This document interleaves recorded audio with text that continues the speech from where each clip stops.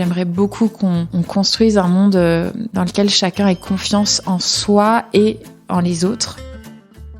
L'éveil des sens, jusqu'à récemment, jusqu'à la maternité, si je dois le nommer, je pense que je m'étais complètement coupée de mon corps. J'ai eu envie de faire tout mon possible pour contribuer à créer quelque chose de radicalement différent et qui prenne soin des hommes et des femmes et d'aider les autres à le faire. Salut les chefs, je suis Sophie Plumer et je vous souhaite la bienvenue dans cette 3e saison du podcast sur le thème de l'impact. Pour vous, je suis partie à la rencontre d'hommes et de femmes qui font bouger des lignes, chaque jour, à leur échelle, souvent avec douceur, toujours avec profondeur. Sans tabou, nous parlons de leurs projets, de leurs rêves, de leur rôle de chef, de leurs doutes aussi bien sûr, et de la manière de les dépasser. Tel un mantra, chaque épisode démarre avec la même question. Ça veut dire quoi pour toi avoir un impact positif sur le monde ? Dans ce nouvel épisode, je reçois Lucie Storchan. Lucie est entrepreneure, DRH, et l'hôte du podcast Tipping Point qu'elle anime avec Romain Vacher. Mais Lucie est avant tout une femme avec une profondeur de réflexion sur les sujets humains qui m'inspire et m'impressionne. Elle a un don pour accompagner avec sérénité les individus et les organisations dans leur transformation. D'ailleurs, sérénité, c'est un terme qu'on entend rarement dans le monde du business et qu'on entend encore moins quand on parle de transformation, non ? Le secret de Lucie, c'est qu'elle ose faire différemment. Elle ose notamment être à l'écoute de ses sens et de ses intuitions avant de passer à l'action. Et c'est exactement sur ce sujet que je lui tends mon micro aujourd'hui. Pour chef, Lucie nous explique son chemin, ses déclics. Cet épisode est divisé en 2. Le premier pour comprendre le parcours de Lucie et ses pratiques.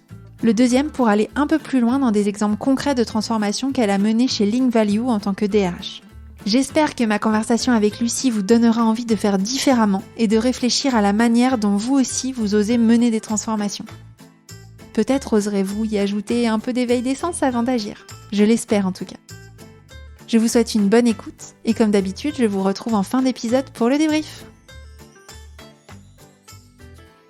Ça m'intéresse aussi de savoir, tu parlais de la méditation, comment en fait au quotidien t'arrives à faire vivre cette conscience et à éveiller tes sens. Parce que tu parlais du programme que tu as suivi, c'était un moment, un instant T, tu as repris depuis ta vie de femme active, de maman, etc. Donc tu as rempli ta vie, j'imagine, de plein de choses. Et je trouve que c'est ça qui est super difficile parfois, c'est de tenir un engagement ou en tout cas une pratique dans la durée, de la faire vivre, de l'étoffer, d'étoffer aussi sa vie d'autres choses.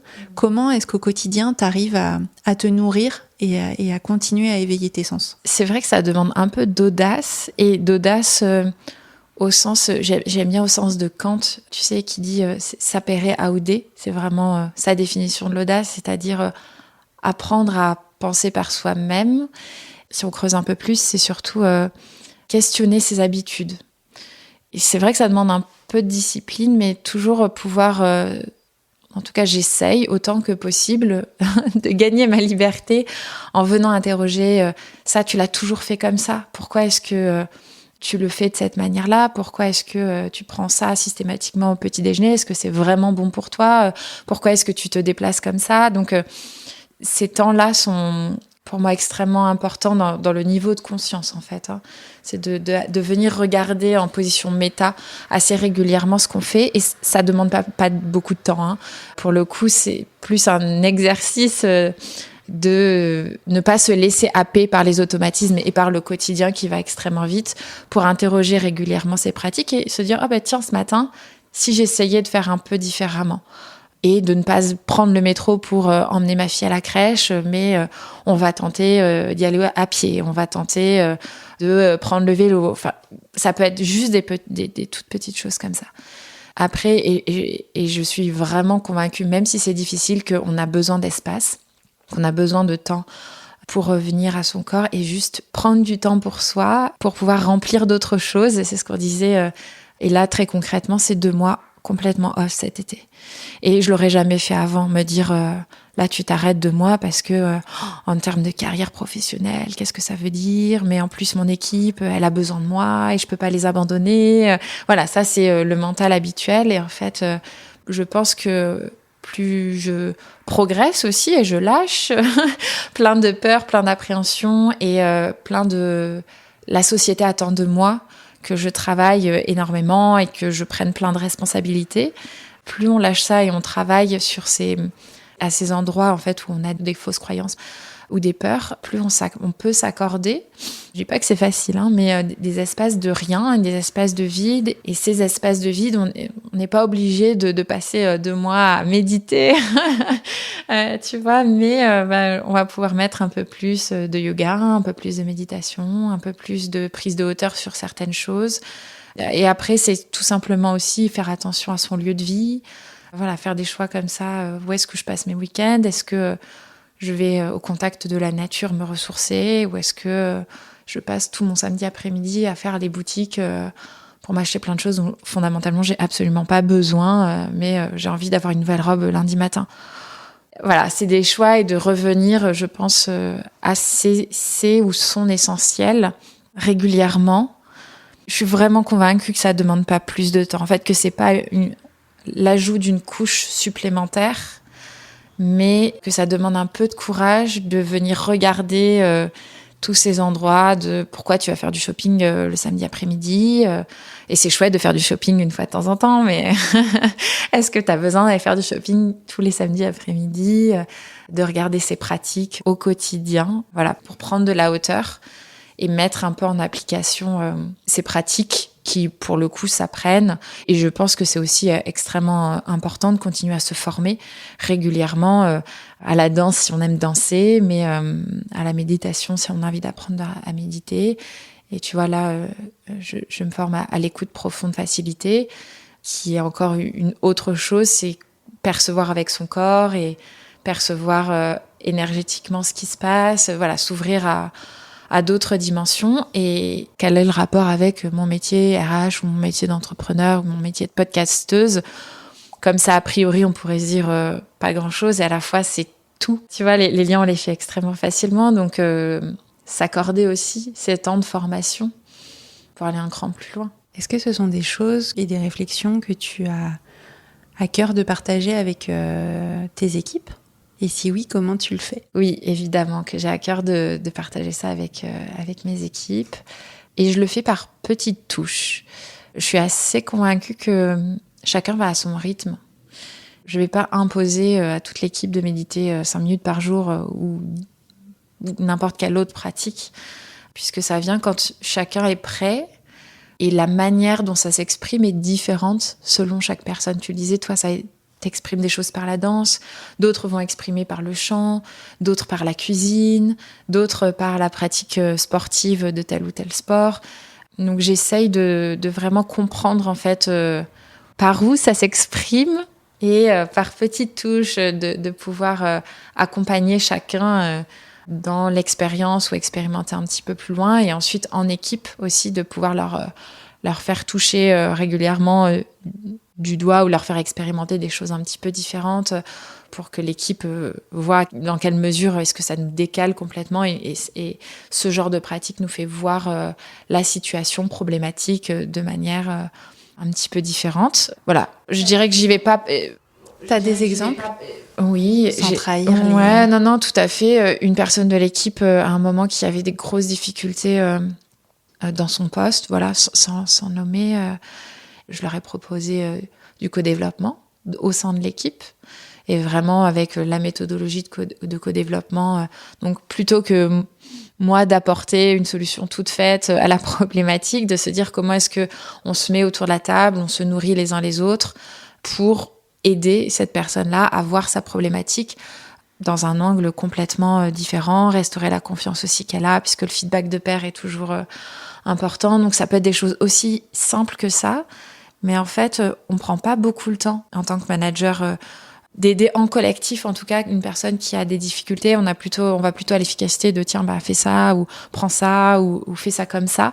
Tu vois, j'essaye autant que possible de me mettre en retrait de je t'apporte et je te donne la réponse, mais plutôt de créer l'espace et les conditions pour que ça émerge du collectif, de l'équipe ou de la personne elle-même.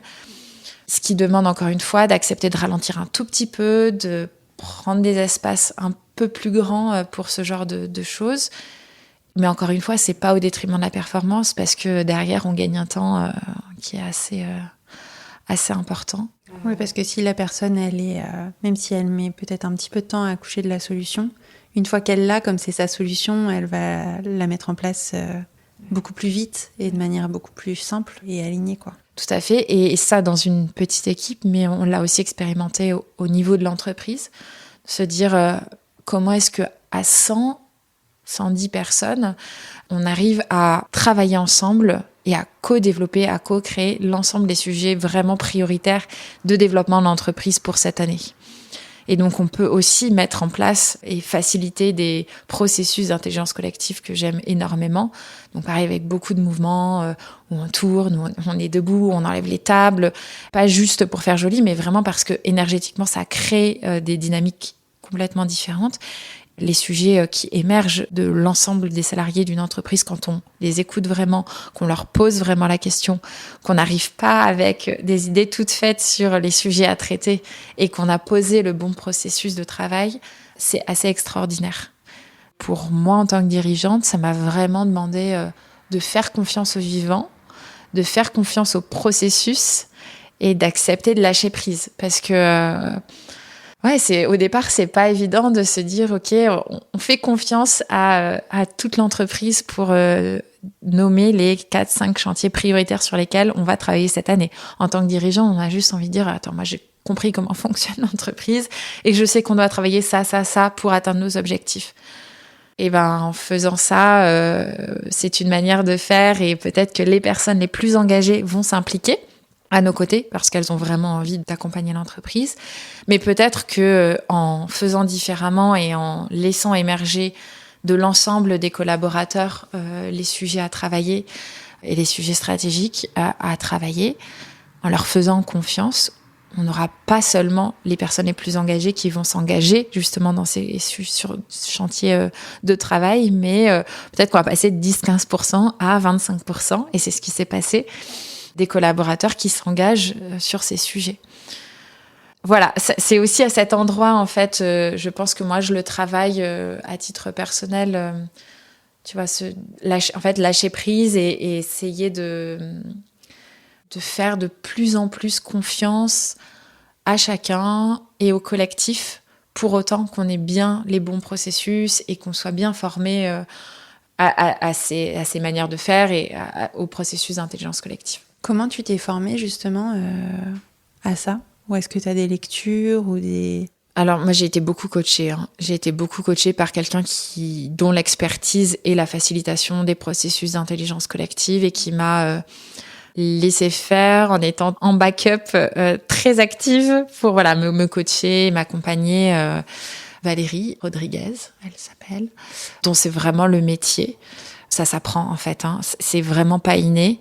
Cette confiance, ce lâcher prise et poser le bon processus, animer, faciliter, c'est des années, c'est pas une formation de 2 jours. On peut avoir les basiques en 2 jours, mais après c'est vraiment plus on va expérimenter, faire en étant accompagné, plus on arrive à faciliter des processus différents pour faire émerger du collectif des choses vraiment, vraiment intéressantes. Donc pour les managers qui nous écoutent, s'ils sont intéressés par ça, il y a des choses qui existent. Ah oui. Mais du coup, ça prend un peu de temps et c'est en testant aussi qu'on progresse. Ouais, en testant, en discutant, en faisant vraiment confiance que si on a posé le bon processus à l'intérieur, les personnes qui seront présentes sont les bonnes personnes, que ce qui est là et ce qui devait advenir et donc est bien.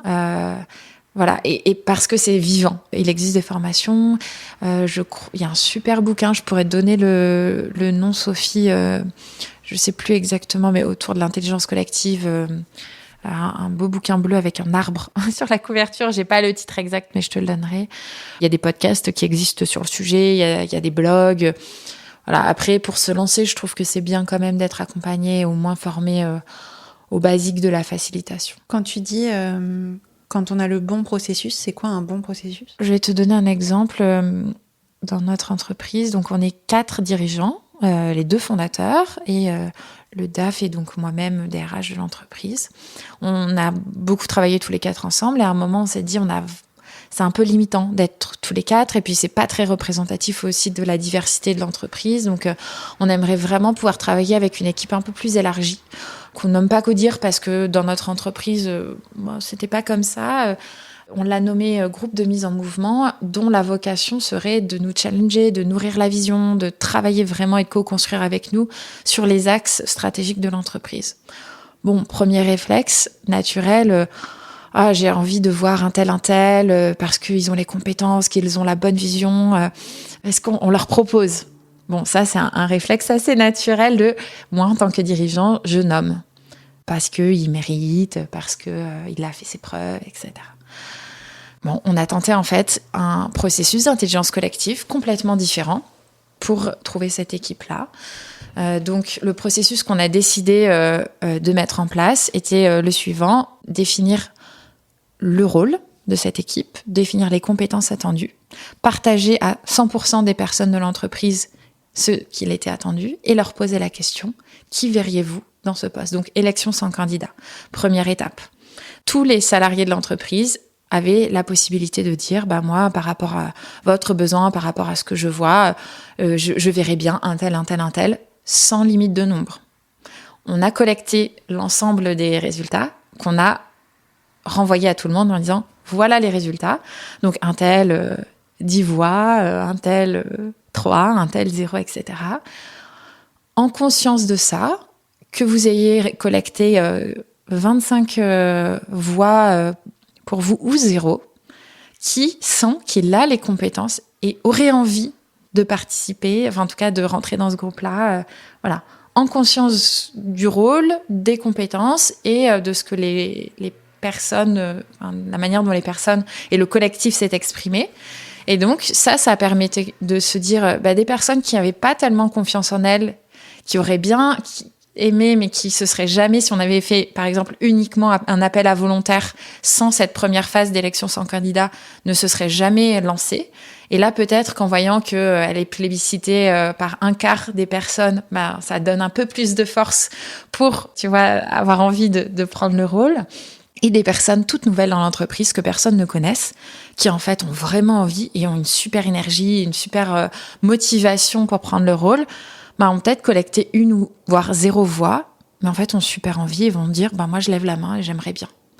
Donc ça c'était la 2e étape. Et la 3e étape, ça a été on a eu 8 personnes qui se sont portées volontaires. Donc on a communiqué en disant voilà les 8 personnes, décision par consentement. Et la décision par consentement, c'est de se dire qui s'oppose, et si on s'oppose, c'est pourquoi, et quelles seraient les conditions qui, si elles sont remplies, fait qu'on lève l'opposition. Est-ce que vous y voyez un inconvénient ? Pour quelle raison ? Et on en discute, et soit on peut lever en fait l'objection, et à ce moment-là, la personne rejoint le groupe, soit on ne peut pas, il n'y a pas d'engagement pris, et donc la personne ne rejoint pas le groupe. Voilà. Et donc en fait, ce processus qui est un processus en 3 étapes, donc élection sans candidat, se porter volontaire, puis une décision par consentement, a fait qu'on a réuni autour de nous 8 personnes vraiment qui avaient envie, qui étaient motivées, qui étaient pour certaines plébiscitées, et tout ce qu'on a fait ensemble, on a vraiment fait des choses extrêmement belles tous ensemble. Ça pour moi c'est un exemple, de un processus qui est juste, qui fait confiance au vivant, qui fait confiance à ce qui va advenir. On a lâché en fait, on s'est pris la tête sur est-ce qu'il nous faut 5 personnes, 10 personnes, 8 personnes, 3 personnes, et qu'est-ce qu'on fait si jamais on a 20 volontaires ? On a lâché, on a fait confiance, on a interrogé vraiment les différentes étapes pour se dire qu'est-ce qui est juste pour nous par rapport à ce qu'on a envie de faire. Et comment ça a été perçu par les collaborateurs ? Eh bien, c'est l'incarnation de ce qu'on dit qu'on fait, c'est-à-dire on fait confiance, on vous responsabilise, on vous écoute, et chacun peut s'engager et construire avec nous l'entreprise. Donc pour moi, c'était vraiment, ça a été extrêmement bien perçu parce que c'était l'incarnation réelle de paroles. Il y a rien de pire que des belles idées, un beau marketing, et en fait, dans les faits, il se passe pas grand-chose.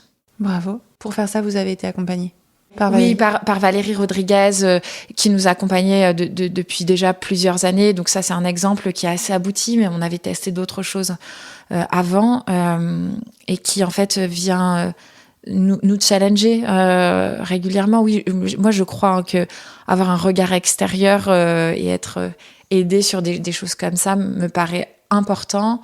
Tant qu'on n'a pas quelqu'un en interne, il y a des structures qui ont des facilitateurs extrêmement bien formés et qui n'ont pas besoin d'accompagnement. Mais tant qu'on n'a pas ces personnes-là, c'est important. Ouais. Merci beaucoup, Lucie. Avec plaisir.